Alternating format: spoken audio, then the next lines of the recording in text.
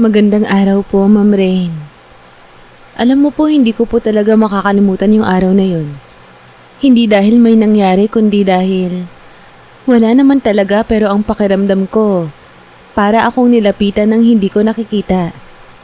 O baka, hindi ko lang nauunawaan. Noong araw na yon, papauwi ako galing sa isang groto sa may gilid ng bayan namin. Gabi na yon, siguro mga bandang 8:00. Hindi naman malayo ang bahay namin sa groto, kaya madalas kong lakarin lang pagkatapos kong magdasal o magpahinga sa isipan. Tahimik lang ang paligid. Ilang poste lang ang may ilaw. Tapos, puro bakanting lote na ang dinadaanan ko. Pero sa totoo lang, sanay naman na ako. Ilang beses na akong naglalakad doon ng mag-isa. Hanggang sa may nadaanan akong lalaking nakatayo sa gilid ng daan. Hindi ko alam kung anong eksaktong parte ng kalsada yon. Basta tandang-tanda ko na may mahabang bakod sa kaliwa at puro damuhan sa kanan. Yung lalaki, all black yung suot. Long sleeves na parang malambot ang tela, tapos dark slacks at black shoes. Hindi siya mukhang pulube. Hindi rin mukhang tambay. Maayos ang forma niya at sa totoo lang, ang linis niyang tingnan. Pero hindi siya gumagalaw. Parang statwa. Lumampas ako sa kanya ng dahan-dahan. Tumabi ako ng konti sa kalsada kasi medyo creepy yung dating eh.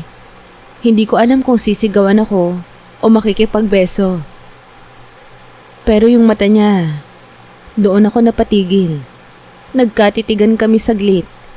Wala siyang emosyon. Walang ngiti, walang galit, walang hiya. Diretso lang yung tingin niya sa akin. At para bang matagal na niya akong kilala. Sa mismong sandaling yon, parang may malamig na hangin na dumaan sa batok ko. Hindi yung tipong simoy ng gabi. Iba yun. May biglang kilabot tapos parang napaso ang batok ko sa lamig. Napatigil pa ako saglit at napalingon. Ilang hakbang pa lang ako mula sa kanya, andun pa rin siya, nakatingin lang. Tinapangan ko na lang ang loob ko. Bumuntong hininga ako at diretsong naglakad pa uwi. Pagkarating ko sa bahay, hindi ko na kunento kay mama o kahit kanino. Baka isipin nila nag-iinerte lang ako. Pero simula noon, nagsimula na ang panaginip. Unang gabi, panaginip lang siya na nakatayo sa paanan ng kama ko. Hindi gumagalaw, hindi nagsasalita. Ako lang yung parang nakahiga pero gising sa panaginip tapos ramdam na ramdam ko yung presence niya. Pagising ko, pawis na pawis ako kahit malamig ang aircon. Pangalawang gabi, andun na naman siya. This time, parang nakaupo na siya sa gilid ng kama ko. Nakatitig lang. Pangatlong gabi, hindi ko na alam kung gising ba ako o tulog. Pero may humaplos sa binti ko. Hindi masakit, hindi nakakatakot. Pero hindi rin ako mapalagay. Kasi alam kong wala akong kasama sa kwarto. Ilang araw din ganun. Hindi ko masabi sa nobyo ko noon, si Anton, na siya na rin ang mister ko ngayon. Ayoko siyang mabahala. Ayoko ring matawa siya sa akin. Kasi kahit ako, hindi ko rin maintindihan kung totoo ba tong nangyayari o may sayad na ako. Pero may isang parte ng utak ko na naniniwalang yung lalaking nakita ko sa daan, hindi ordinaryong tao. May part din sa akin na ayaw siyang mawala sa isipan ko. Kasi aaminin ko, gwapo siya. Matangkad, may pagkamoreno na makinang. Yung mukha niya, parang luma. Parang hindi pang panahon ngayon. Pero hindi mukhang luma na amoy lumang tao ha. Parang luma na may sariling kagandahan. Parang yung mga lalaking nasa lumang larawan ng mga ilustrado. Tama, iyon yung tamang salita. At simula noong araw na yon, para bang may isang bahagi ng sarili ko na gustong balikan yung daan na yon. Hindi para magdasal, kundi para baka sakaling makita ko ulit siya. Hindi ko alam noon kung ano yung gusto kong patunayan. Pero ngayon, habang sinusulat ko to ilang taon na ang nakalipas, sigurado na ako. Hindi siya tao. At simula pa lang yun, nang mas komplikado pang ugnayan namin. Simula din nung araw na yun, parang may nagbago sa araw-araw kong routine. Hindi ko siya nakita ulit in person, pero alam kong may naiwan siyang presensya. Hindi ko maipaliwanag pero parang may matang nakasunod kahit mag-isa lang ako sa kwarto. Sa mga unang araw, dinideny ko lang sa sarili ko. Sinasabi ko pa nga na baka guni-guni lang, baka pagod lang ako. Pero nangyari ito sa isang gabi habang naliligo ako. Doon ako nagsimulang kabahan. Nakashower ako noon. Kalagitnaan ng banlaw, nakapikit habang tumatama yung tubig sa mukha ko. Nang bigla akong nakarinig ng parang mahina pero malinaw na bulong. Hindi normal na tunog. Hindi parang mula sa TV o kapitbahay. Parang mula sa likuran ko mismo. Hindi ko maintindihan ang sinabi pero pino ang boses. Hindi boses babae, kundi boses ng lalaking mababa. Parang may lambing pero may diin. Parang may halong pag-aangkin. Napamulat ako. Paglingon ko wala namang tao. Kinilabutan ako ng todo. Kaya mabilis akong nagbanlaw. Tapos lumabas agad. Sinabihan ko pa nga si Anton na boyfriend ko pa lang noon na wag akong biruin sa ganong mga bagay. Akala ko kasi baka prank lang. Pero tumanggi siya. Nakaalis din siya ng mga oras na yon kaya wala talagang ibang tao sa bahay, kundi ako. Mula noon, tuwing maliligo ako, lalo na kapag gabi, palagi kong naririnig yung bulong. Minsan mahina lang. Minsan, halos ramdam ko na sa tenga ko. At may pattern akong napansin. Kapag nagsasabon ako sa dibdib ko o sa hita, doon siya bumubulong. Hindi pa rin malinaw ang sinasabi pero ang dating sa akin, parang may nanonood. At hindi basta nanonood. Parang may gusto. May pagnanasa. Hindi ko rin maintindihan kung bakit pero sa parehong panahon, naging sobrang taas ng libido ko. Para akong nauuhaw na ewan. Tipong kahit simpleng hawak lang ni Anton sa kamay ko ay may epekto na agad sa katawan ko. Hindi naman ako dating ganon. Ako pa nga yung conservative sa amin. Pero nung mga panahong yon, parang ako pa ang laging nauuna. Minsan nga habang nasa kama kami ni Anton, hindi ko mapigilang umungol lang mas malakas kaysa sa dati. Ramdam niya rin yung pagbabago. Tinanong pa nga niya ako kung nanonood ba raw ako ng Bold o kung may bagong pinapanood akong porn sa phone ko. Wala naman. Wala talaga. At hindi ko rin alam kung anong isasagot ko kasi kahit ako, naguguluhan na. Pero deep inside, alam ko na. Hindi ko lang masabi. May pakiramdam ako na hindi kami nag-iisa sa kwarto tuwing gabi. Isang gabi, habang nasa ibabaw ako ni Anton at halos nasa climax na ako, napatingin ako sa salamin na nakasabit sa pader. Yung maliit lang na bilog na salamin na ginagamit namin para sa make-up. At doon ko siya nakita. Hindi yung buong katawan pero parang aninong lalaki na nakatayo sa gilid ng kama. Hindi malinaw pero sapat para mapahinto ako. Pinagalitan ako ni Anton dahil parang nawalan ako ng gana bigla. Akala niya may problema ako sa kanya. Hindi ko siya masagot. Lalo akong napahiga at iniwas ang mata sa salamin. Mula noon tinakpan ko na yung salamin tuwing gabi. Wala akong sinasabi kahit kanino. Kahit sa barkada ko tahimik lang ako. Takot ako na baka hindi nila ako maintindihan. O ang mas masahol, baka hindi lang sila maniwala kundi mapahiya pa ako. Pero habang tumatagal, ramdam ko, hindi lang basta nanonood yung presensya. Parang unti-unti, gusto niyang maging bahagi ng katawan ko, ng gabi ko, ng relasyon ko. Parang gusto niyang palitan ng mister ko kahit wala siyang sinasabi. Kahit hindi siya nagpapakita ng buo. At minsan, kahit nakakahiya mang aminin, parang ako na rin ang naghahanap-hanap sa kanya. Gabi-gabi, tinitingnan ko kung darating siya. Parang adik sa presensyang hindi ko maintindihan. Kahit alam kong delikado, kahit alam kong hindi ito normal. Pero hindi ko pa rin mapigilan. Kasi sa loob-loob ko, alam kong nagsisimula na siyang dumikit sa akin. Dahan-dahan. At wala akong nagagawa, kundi damhin siya. Kahit hindi ko siya mahawakan. Mabilis ang mga pangyayari matapos yung mga gabi ng bulong, ng anino, ng init na hindi ko maipaliwanag. Parang ang bilis ng buwan, ng linggo. At bago ko namalayan, mansa rin na namin ni Anton. Alam mo yung tipong sanay ka na sa isa't isa pero gusto mo pa rin mag-effort kahit papaano? Ganun kami. Hindi kami perpekto pero pag may okasyon, kahit simpleng dinner o overnight lang, tinatry namin bumawi sa isa't isa.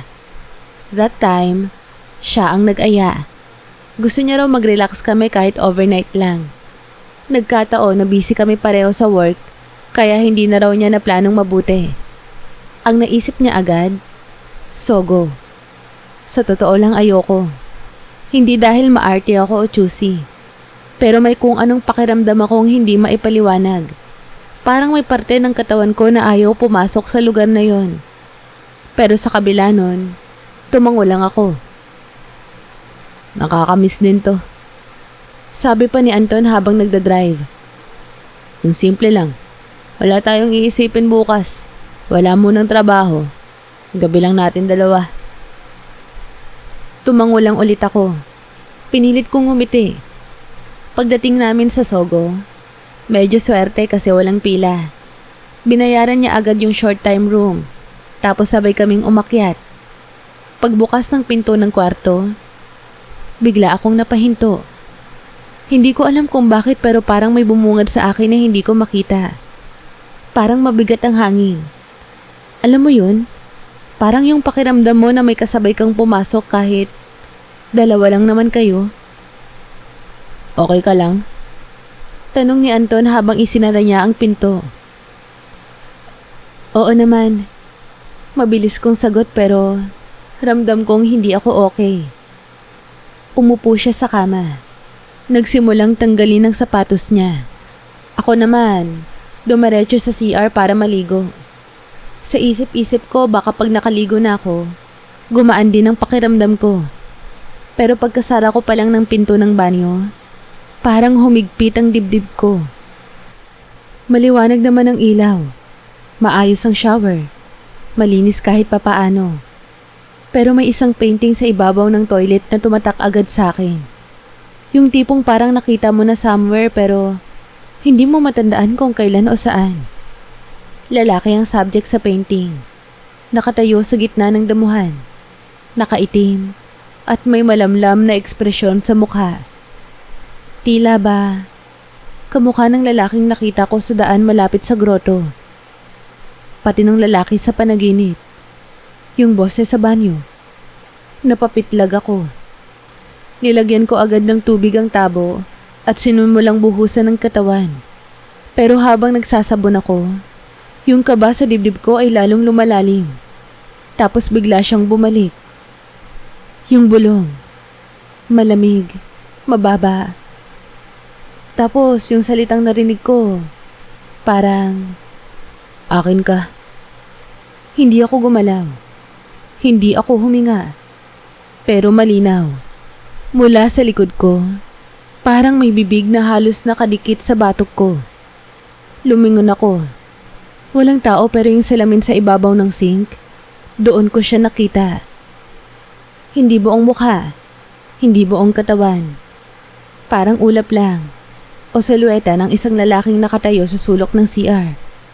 Pero kahit malabo, ramdam ko yung titig. At sa isang iglap, parang uminit ang buong katawan ko. Hindi dahil sa libog, kundi sa hiya, sa takot. Sa pakiramdam na nahuli akong gumagawa ng bagay na hindi ko dapat ginagawa sa harap ng iba. Kahit wala namang tao. Nagmadali akong matapos. Wala pang 5 minuto ay nasa kama na ako. Wala na akong gana. Pero si Anton excited. Nilapitan niya ako. Hinalikan niya ako sa leeg. Sabay haplos sa balikat ko. Pinilit kong makisama. Pero habang tumatagal, parang ang utak ko wala sa kama. Nasa salamin. Nasa anino. Nasa pamilyar na presensya na parang hindi natutuwa sa nakikita niya. Alam kong weird.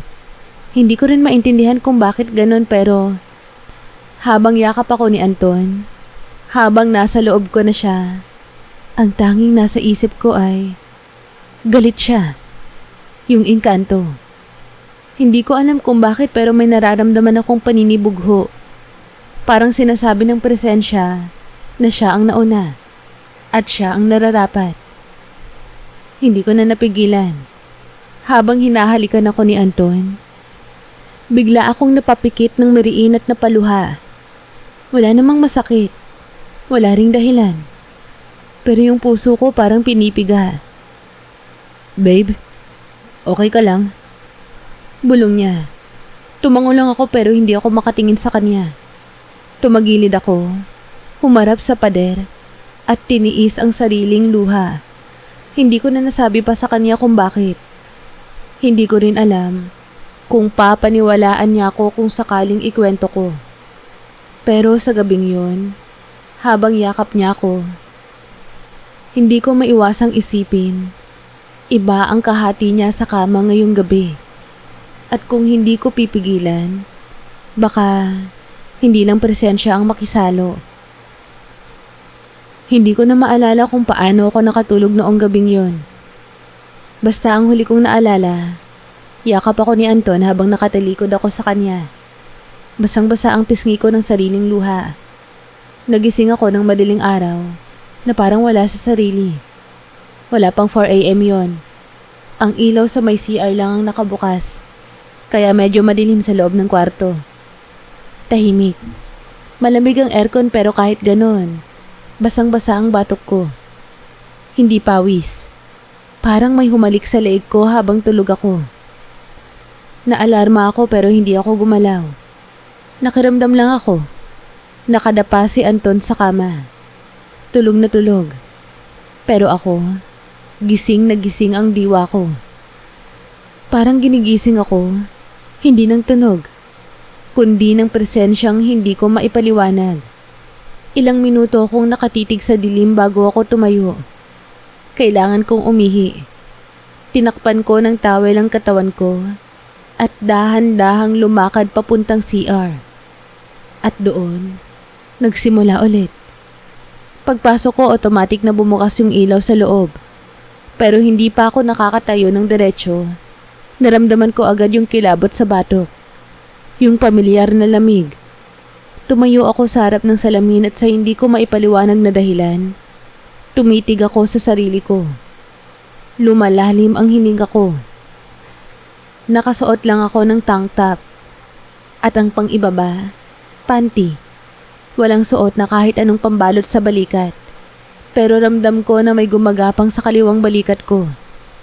Wala akong nakikita sa likod ko sa salamin. Pero ramdam ng balat ko. Mabigat.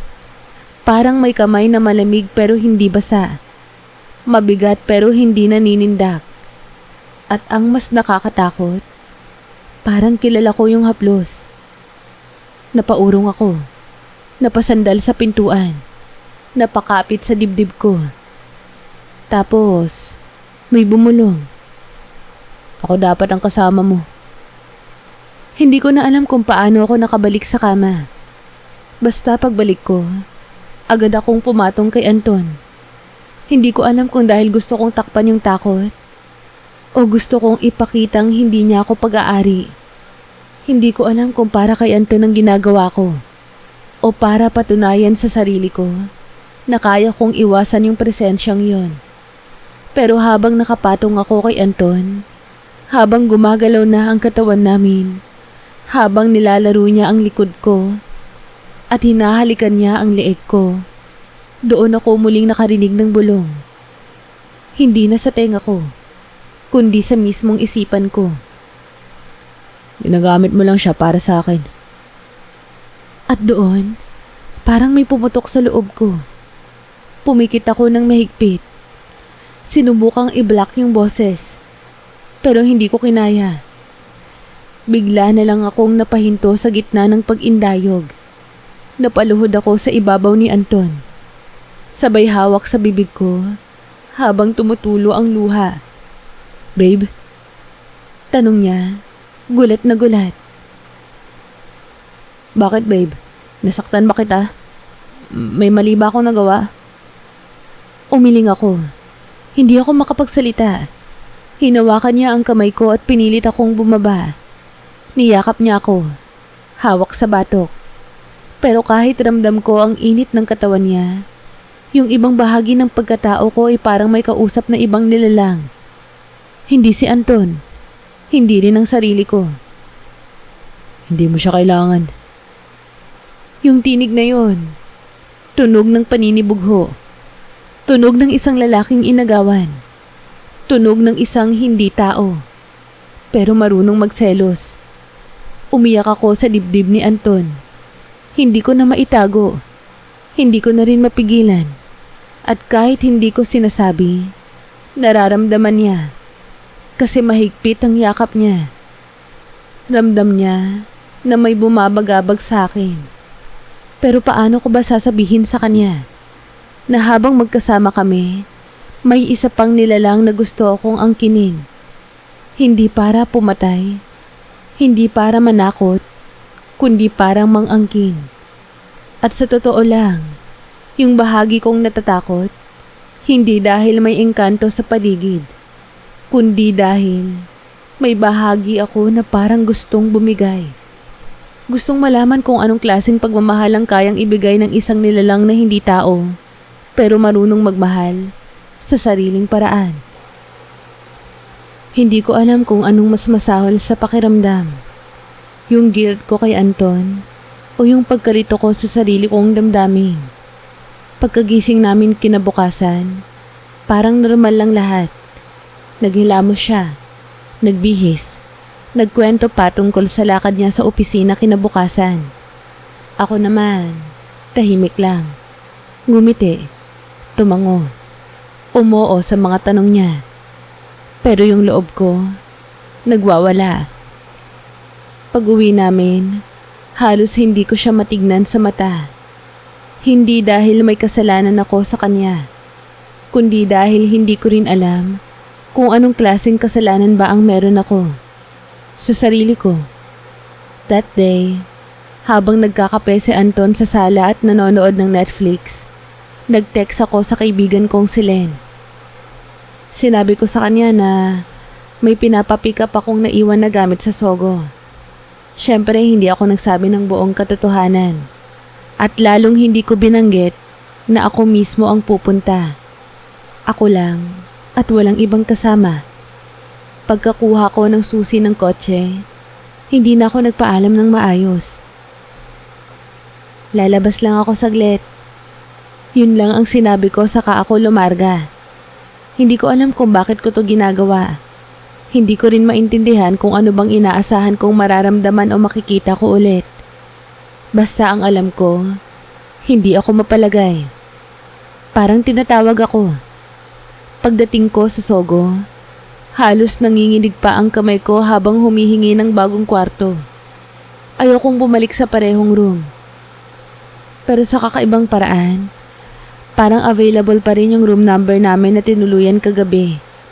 Sabi ng front desk, "Ma'am, pareho pa rin po ang rate." Napakagatlabi lang ako. Hindi ako tumango at hindi rin tumanggi. Pero maya-maya, tumanggi na ako. Pinili ko ang ibang room. Mas maliit, mas simple, walang painting sa dingding, mas tahimik. Pagpasok ko sa loob, nag-ikot ako. Tumingin sa bawat sulok. Wala namang kakaiba. Wala akong naramdaman sa unang ilang minuto. Sabi ko pa sa sarili ko noon, baka nga nag-e-enarte lang ako. At baka, stress lang talaga to. Nag-shower ulit ako. Yung parang gustong-gustong hugasan ng sarili. Hindi ko alam kung mula sa takot o sa guilt. Pero habang nakatapat ako sa tubig, bigla ulit siyang bumalik. Mas malinaw. Parang boses na may hugot. Bakit mo ko iniwan? Napamulagat ako. Napatigil ang paggalaw ng kamay ko sa sabon. Nilingon ko ang pader, ang shower curtain, ang salamin. Walang tao pero nararamdaman ko na parang may init na sumasayad sa likod ko.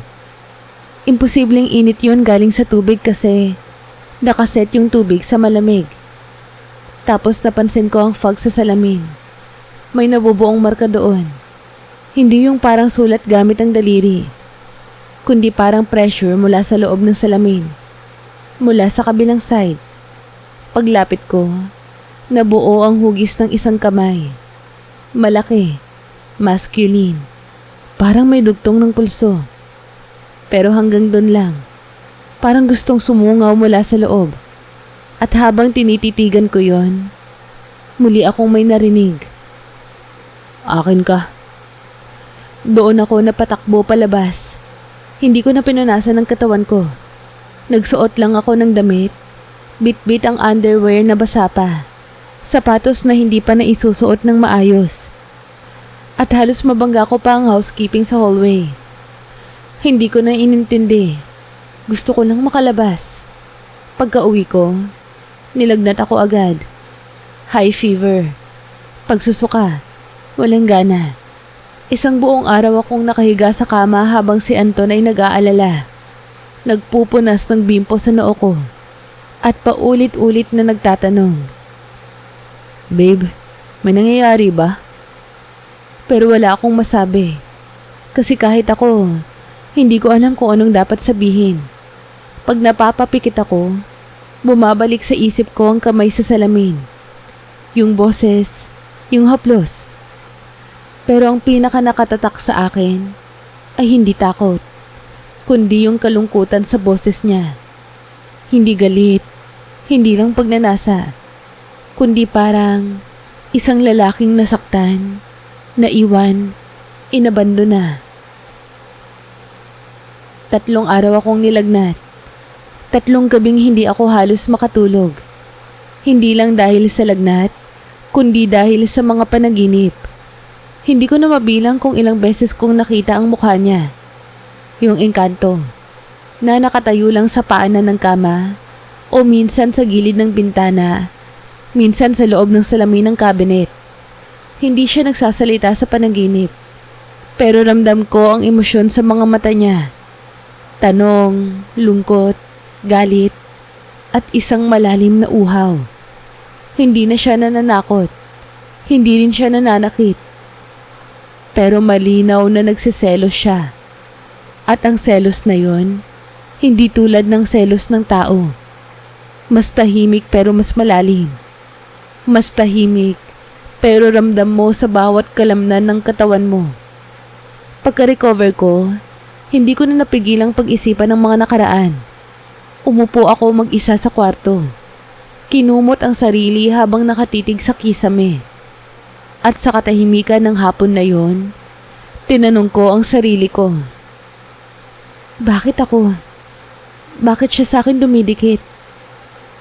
At doon ko naalala ang mga lalaking naging malapit sa akin noon.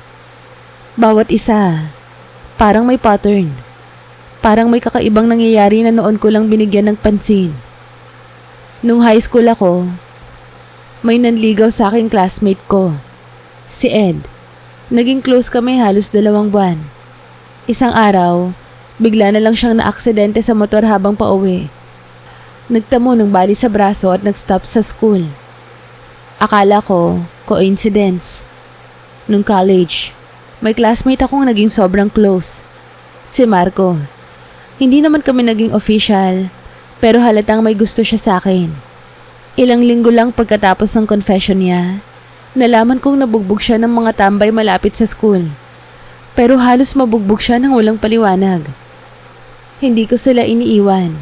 Hindi ko sila sinasaktan. Pero parang bawat lalaking lalapit sa akin ng masyado, may masamang nangyayari sa kanila.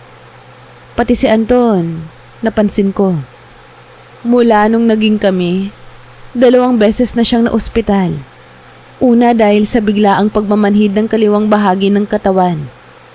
Tapos 1 beses dahil sa pagbagsak niya sa hagdan.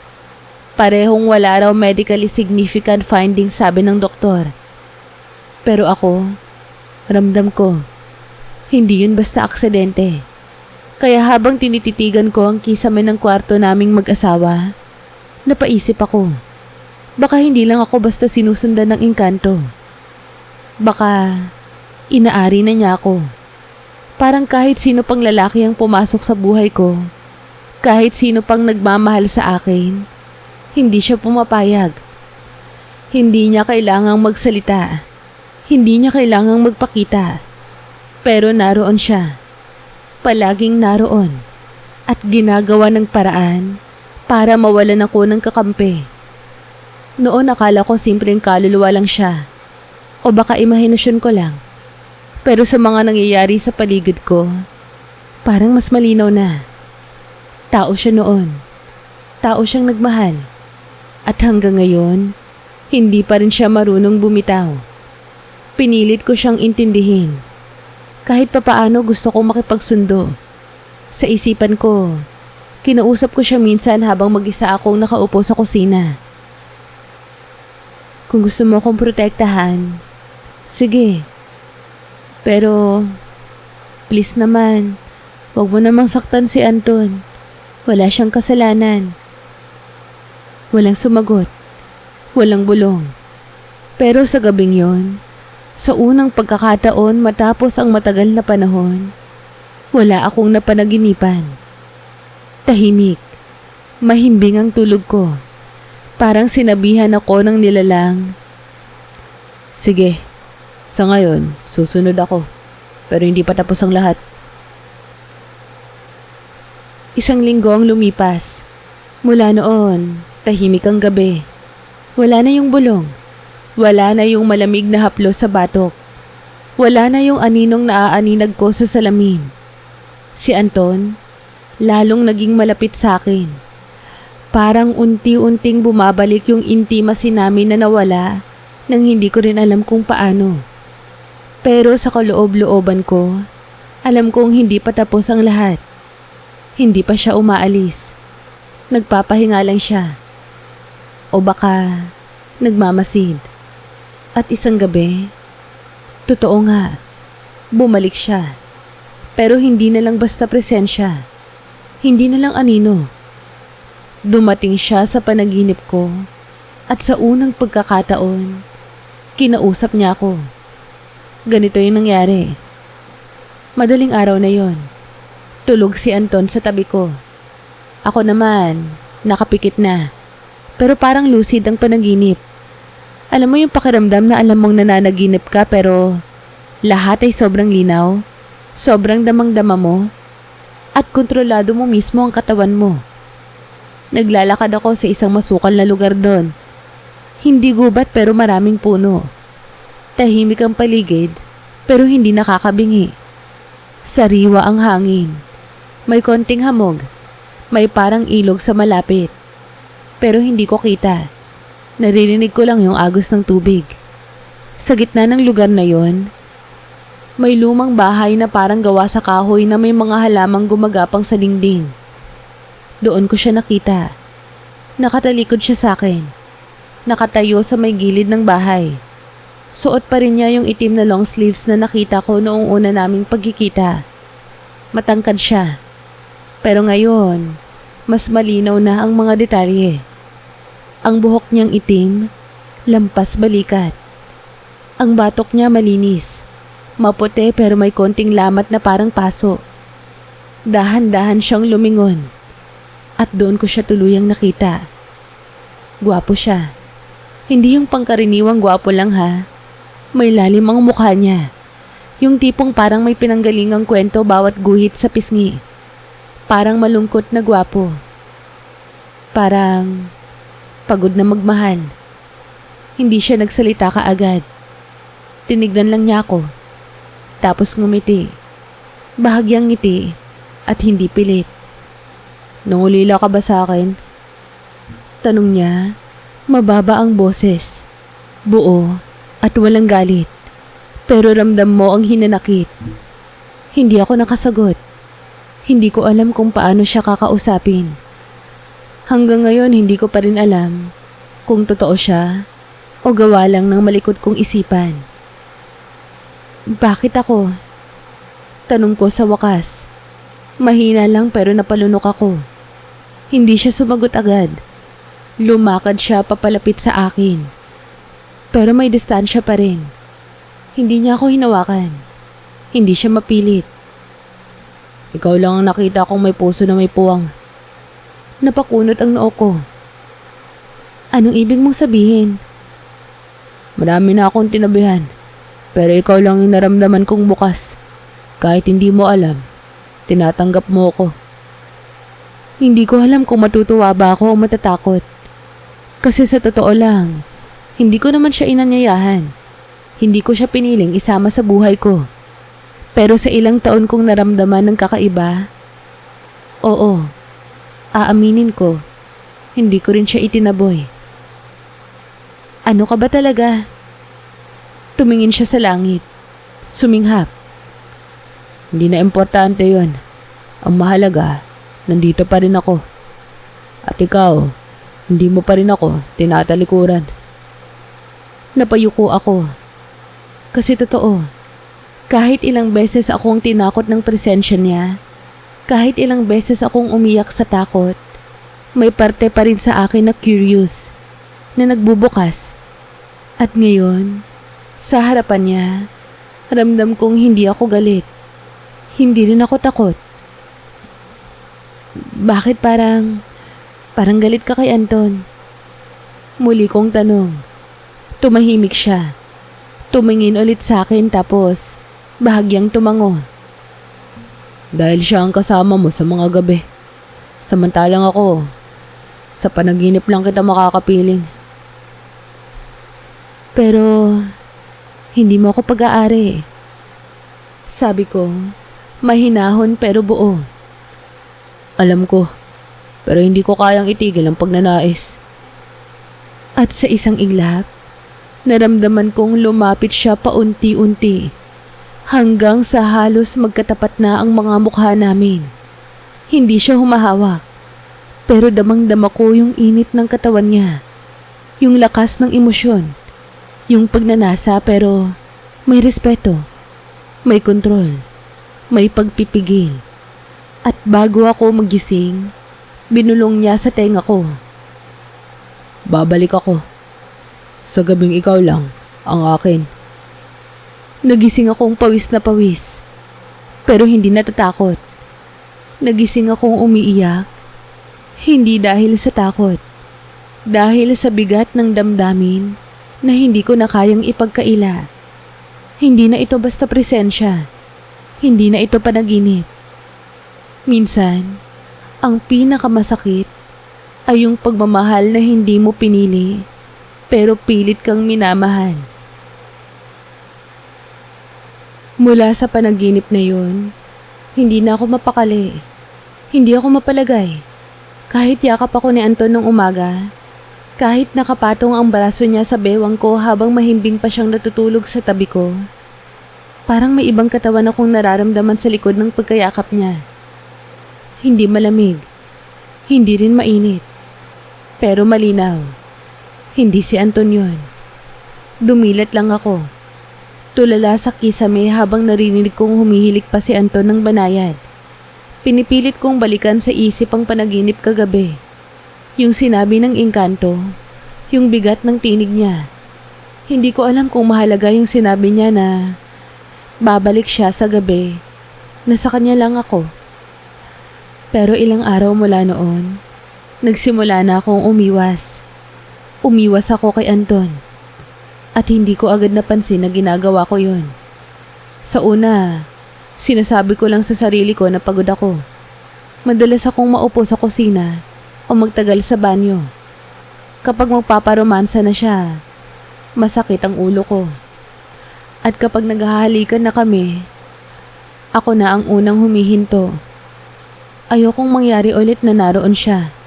Ayokong madama yung presensya niya habang nasa gitna kami ng init ni Anton. Pero ang totoo, mas nakakatakot pa sa nararamdaman kong takot ay yung konsensya.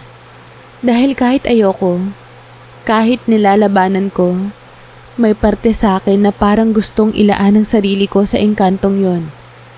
Hindi bilang asawa, hindi bilang partner, pero bilang babae na gusto ring maramdaman. At dahil doon, mas pinili kong umiwas. Isang gabi, habang nanonood kami ni Anton ng pelikula sa sala, nakahilig ako sa balikat niya pero hindi ako present. Ramdam ko yung kamay niyang humahaplos sa hita ko. Dahan-dahan, parang nanunuyo.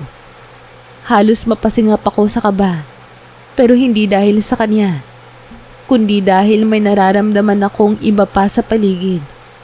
Ang hirap ipaliwanag pero sa mismong oras na yon, habang unti-unting hinahalikan ni Anton ang leeg ko, parang may hangin na dumaan sa pagitan naming dalawa. Mabilis, manipis, pero yung lamig, tumama diretso sa puso ko. At saka siya nagpakita. Hindi kay Anton, hindi sa mata, pero sa isipan ko. Sa loob ng paningin ko na parang naghahalo ang realidad at guni-guni. Nakatayo siya sa may gilid ng pintuan. Nakaitim, nakatitig lang. Hindi galit, pero hindi rin masaya. At doon ko naramdaman ang matinding tanong sa loob ko. Masama bang umiwas sa mister ko kung alam kong may ibang nanonood? Masama bang tumanggi kung ang dahilan ay ang takot na may selos na hindi ko kontrolado? Pero ang mas masahol pa, masama bang gusto ko ring maramdaman yung hindi ko dapat gustuhin? Kinagabihan, habang nakahiga ako sa kama at tahimik lang si Anton sa tabi ko, hindi ko na napigilan. Tumayo ako. Lumabas ako ng kwarto. Umupo sa sala. At sa dilim, doon ko siya kinausap. Hindi ko siya nakikita pero ramdam kong andoon siya. Parang alon ng presensya sa paligid. Ayoko na. Hindi ko na alam kung anong gusto mo. Hindi kita kilala. Hindi ko alam kung sino ka. Pero kung mahal mo ko, kung talagang mahal ang tawag mo sa nararamdaman mo, pakiusap, patahimikin mo naman na ako. Tahimik. Walang sumagot. Hangin lang ang kasama ko. Kasi, hindi ikaw ang asawa ko. Hindi ikaw ang pinili ko. Hindi ikaw ang kasama kong tumanda. Humigpit ang dibdib ko habang sinasabi ko yon. Kasi hindi ako galit. Hindi rin ako sigurado. Pero kailangan kong tapusin ang kung anumang meron sa aming dalawa. Bumalik ako sa kwarto. Humiga sa tabi ni Anton. Yumakap ako sa kanya. At sa unang pagkakataon, sa matagal na panahon, hinalikan ko siya. Pumikit ako. At sa gabing yon, wala akong naramdaman na lamig. Walang anino, walang bulong, wala ring panaginip. Pero alam kong naroon pa rin siya. At ang kinakatakot ko na lang ay hanggang kailan siya magpaparaya. Ilang taon na ang lumipas mula noong gabing kinausap ko siya sa dinig. Wala na kaming balak-balikan ni Anton ng sogo. Hindi dahil sa masama ang karanasan namin doon, kundi dahil alam namin na may parte ng kwento namin na mas mainam nang hindi na ulitin. Hindi dahil sa kanya, hindi kay Anton, kundi dahil sa isa pang nilalang na kahit hindi namin kasamang pisikal, ay naging saksi sa pinaka-intimate na bahagi ng relasyon namin. Ngayon, maayos na ang buhay namin. May sariling bahay, may maliit na negosyo kaming mag-asawa. At kung titignan mo kami mula sa labas, para kaming karaniwang masayang mag-asawa. Walang iniinda, walang mabigat na binubuhat. Pero kung tatanungin mo ko kung tapos na ba ang lahat, ang sagot ko, hindi. Hindi ko na siya napapanaginipan tulad ng dati. Hindi na rin siya nagpaparamdam gaya noong mga gabing sumasabay siya sa ulan o bumubulong sa gitna ng shower. Pero minsan, sa mga hindi inaasahang sandali, bigla ko siyang naaalala. Tuwing naliligo ako at biglang bumubukas ang tubig kahit hindi ko ginagalaw. Tuwing nakahiga ako at parang may malamig na hangin na dadaan sa batok ko. Kahit sarado naman ang lahat ng bintana. Tuwing sinusuyo ako ni Anton, pero may parte ng isip kong tinatanong kung mas mainit ba ang yakap ng isang hindi ko kailanman nahawakan. May mga gabi pa rin na dumadaan na parang may mga matang nakatingin. Hindi masama. Hindi rin nananakot. Pero nandoon. Tahimik, matyaga, hindi naghihingi, pero hindi rin umaalis. At natutunan ko na lang tanggapin. May mga pagmamahal talaga na hindi para sa'yo, pero hindi rin mawawala sa'yo. Para silang anino.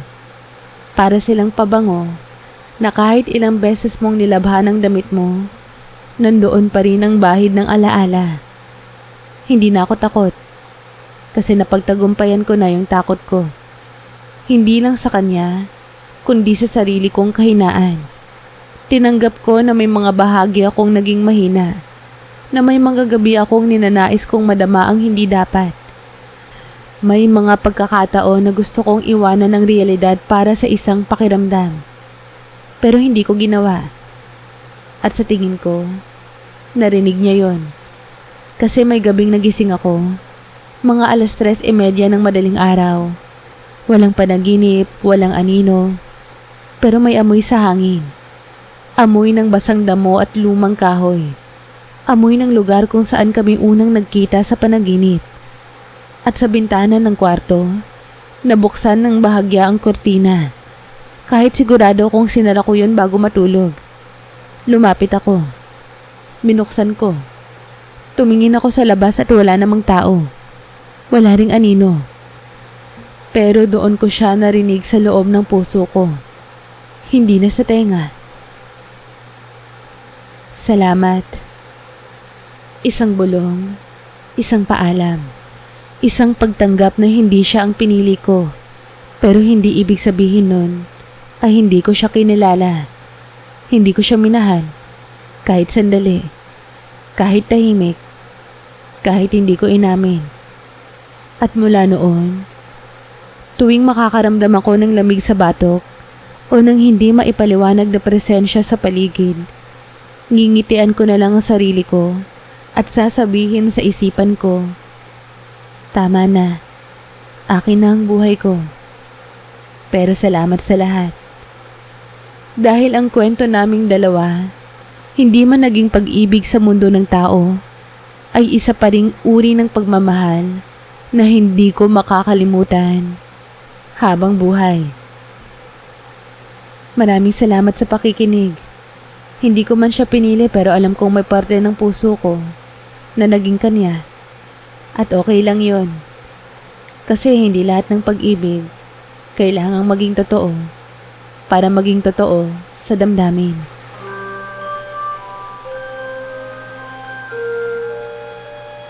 Kamusta po kayo?